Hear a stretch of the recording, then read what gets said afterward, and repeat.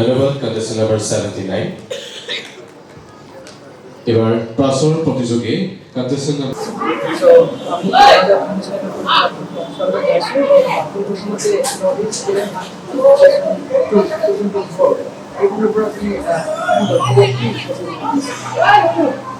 পৰিবৰ্তন বা ভেগেটান্স present north east talent হাণ্টৰ পৰা আপোনালোক অনুৰোধ অসমক আমি আন্তৰিক শুভেচ্ছা জ্ঞাপন কৰিছোঁ।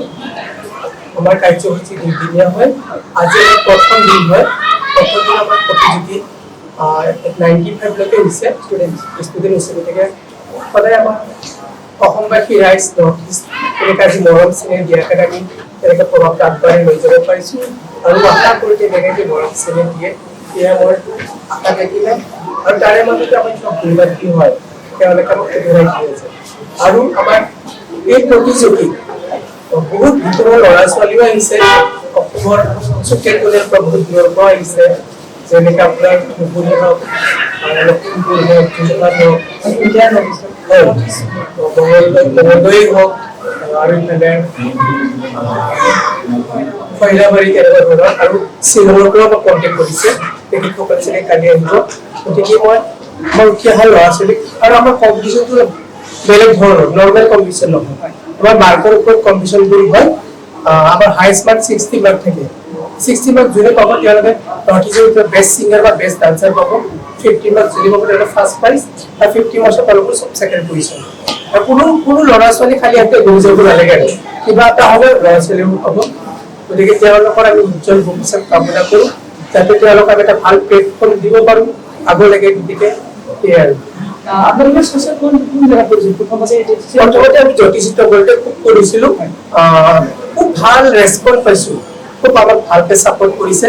আমি এদিনীয়া কাৰ্যসূচী কৰিছোঁ, বহুত প্ৰতিযোগী হৈছে, সেইটোকে আমাৰ বহুত প্ৰব্লেমো হৈছিলে। সেইকাৰণে ছেকেণ্ড ছিজনটোত আমি 2 দিনীয়া কাৰ্যসূচী কৰিছোঁ। এতিয়া মানে কিবা এজ লিমিট আছে নেকি? কিবা এজৰ আমাৰ তেনেকুৱা লিমিট নাই। 3 বছৰৰ পৰা 60 বছৰ বয়সলৈকে দিছোঁ আমি, যাতে সকলো নিজৰ নিজৰ প্ৰতিভাবোৰ বিকাশ কৰিব পাৰে, যিহেতু নিজৰ টেলেণ্ট হয় নহয় নিজৰ টেলেণ্ট ইয়াত প্ৰকাশ কৰিব পাৰে।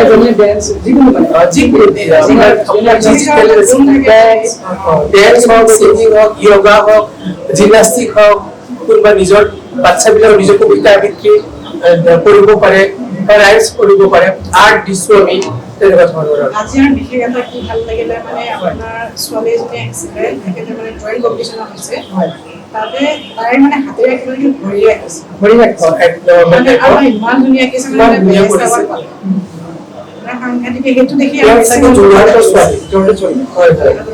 ইমান ভাল লাগিছে, দেখিও বোলে খুব ভাল লাগিছে।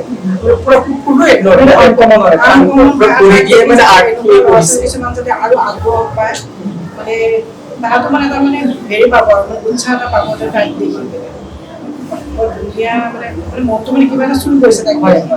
এই প্ৰগ্ৰামৰ মই ৰেগে ডান্স ফ্ল'ৰ অনাৰ আৰু ডাইৰেক্টৰ হয়, আৰু মোৰ ভণ্টি ৰুমাৰাফা তেওঁ কো ডাইৰেক্টৰ হয়। এয়া আছিল আমাৰ মন্তব্য, যিহেতু এওঁলোকে আজি ছেকেণ্ড ছেশ্যন লৈ আহিছে। আগন্তুক বছৰ আপোনালোকে ছেশ্যনটোৰ পৰা ছেশ্যন 3, 4, 5 এনেকৈ ভাবিছোঁ অসমবাসী ৰাইজে বা নৰ্থ ইষ্টে আমাক তেনেকৈ মৰম চেনেহ আগবঢ়াই আমি সদায় তেনেকৈ আগবাঢ়ি যাব বিচাৰোঁ। আমি ছিজন 3, ছিজন 4 যিমানখিনি পাৰোঁ আমি আমাৰ ফালৰ পৰা চেষ্টা কৰি যাম আৰু কৰিবলৈ নৰ্থ ইষ্ট টেলেণ্ট হাণ্টটো। ধন্যবাদ। এয়া আছিল মোৰ লগত, যিহেতু তেওঁলোকে আহি আজি গুৱাহাটীত ছেকেণ্ড ছেশ্যনলৈকে আহি পেলাই আজি ছেকেণ্ড পাইছেগৈ। আগন্তুক বছৰত তেওঁলোকে আৰু এজন মোৰ মেডামৰ ওচৰত মই শুনি যাম, মেডাম আপুনি বিশেষকৈ আজি ছেকেণ্ড ছেশ্যনটো গৈছে, ছিজন 3, 4 আমি টাৰ্গেট আনি মেনেজাৰ কৰিবলৈ আশা কৰিছোঁ। মানে বিশেষকৈ এইটো টেলেণ্ট হাণ্ট আমাৰ ইয়াতে হৈছে, জ্যোতিষিতকৰণত আমি যোৱাবাৰ কৰিছিলোঁ। যোৱাবাৰ কৰোঁতে মানে আমাৰ কেণ্ডিডেট ইমানেই বেছি হৈ গ'লে মানে কিছুমান মানে নিৰাশত গুচি যাব লগা হয়। সেই গতিকে আমাৰো বেয়া লাগে। সেইটো কাৰণে আমি এবাৰ 2 দিনীয়া কৰিছোঁ। 2 দিনীয়া আৰু আজি মানে আপোনাৰ 95 মান হৈছে। আপোনালোকে যে অৰ্গেনাইজ কৰে, তাৰ আগতে কিবা এডভাৰটাইজ কৰিব সুবিধা? আমি হেৰি কৰিছোঁ, ছ'চিয়েল মিডিয়াত মানে আৰু মানে বাহিৰতো পষ্টাৰ লগাইছোঁ, আৰু সকলো টিচাৰৰ লগত কণ্টেক্ট কৰা যায় আৰু টিচাৰবোৰৰ লগত কণ্টেক্ট কৰা যায়, তাহাঁতৰ যদি ধুনীয়াকৈ শিকিবলৈ লৈ আহে।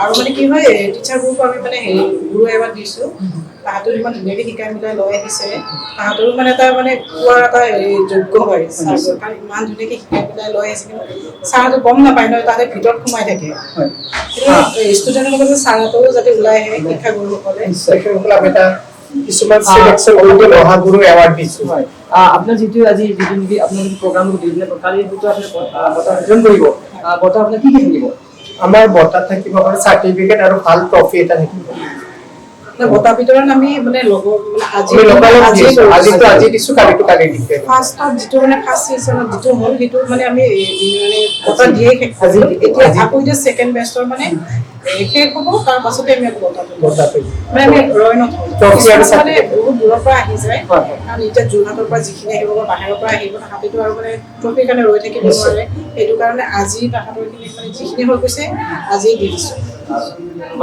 আছিল মন্তব্য এওঁলোকে কষ্ট কৰি আজি বহু দূৰৰ পৰা আহি পেলাই আজি প্ৰগ্ৰামটো চলালে দুদিনীয়া প্ৰগ্ৰাম আজি প্ৰথম দিনীয়া যিহেতু যেনিবা যোনে লৈছে পাৰ্টিচিপেণ্ট তেওঁলোকৰ লগে লগে আমি ইফালে জানামতে তেওঁলোকক মানে পুৰস্কাৰ বা ট্ৰফিকেইডাল আজি লগে লগে দিয়া গৈছে এইখনৰ ওপৰত মই আজি বহুত কথা জানিলোঁ আৰু তেওঁলোকৰ পৰা আগন্তুক বছৰত উজ্জ্বল ভৱিষ্যত কামনা কৰি মই মোৰ লগত সতীৰ্থ মুকুট চৌধুৰীৰ লগত মই পুৰণ ডিউৰি অনাৰে আছাম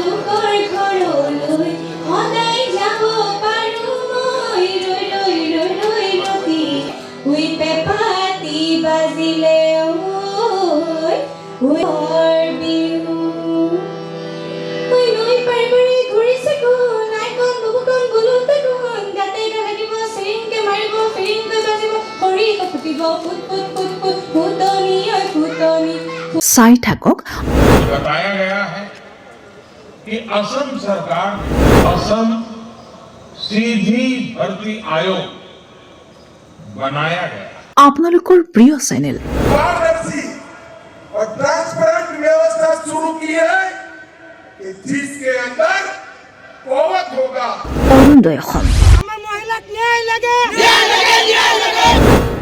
নীতিগতভাৱে যিবিলাক চিকিৎসালয় হওক বা গৱেষণা কেন্দ্ৰ এই ক্ষেত্ৰত স্থাপন কৰিব বিচাৰে তেখেতসকলক মই আহ্বান জনাওঁ এই ক্ষেত্ৰত তেখেতসকলে আগবাঢ়ি আহক আৰু ডেকা শক্তিয়ে বিশেষকৈ ইয়াক গুৰুত্ব সহকাৰে লোৱা উচিত কাৰণ ষ্টাৰ্টআপৰ যোগেদি ইউনিকৰ্ণৰ যোগেদি বা আয়ুষ ইণ্ডাষ্ট্ৰীৰ যোগেদি এতিয়া উপাৰ্জনৰ পথ নিশ্চিত হৈছে